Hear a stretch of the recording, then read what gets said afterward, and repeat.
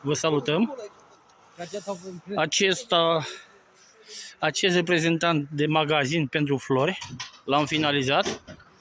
Acum urmează să-și pună persoana respectivă vitrină în față, pentru că noi nu putem să punem vitrină, că durează, se face numai pe comandă. I-am pus fronton. Aici avem două separeuri. Vrea să facă pentru flori și pentru PS Auto, nu știu ce face ea mai departe, nu mă interesează. Să vă arăt și partea din spate.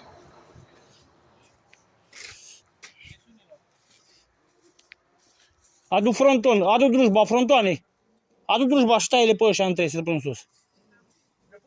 Da.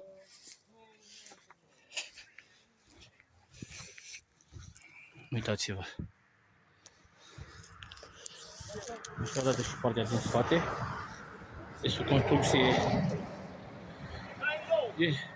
Nu încape. Nu încape 3 metri. Deasupra să le mai pun, că nu știu. Taie-le în două. În 3. Ne mai rămas ceva pe aici niște grinzi și mai le putem folosi și noi acasă.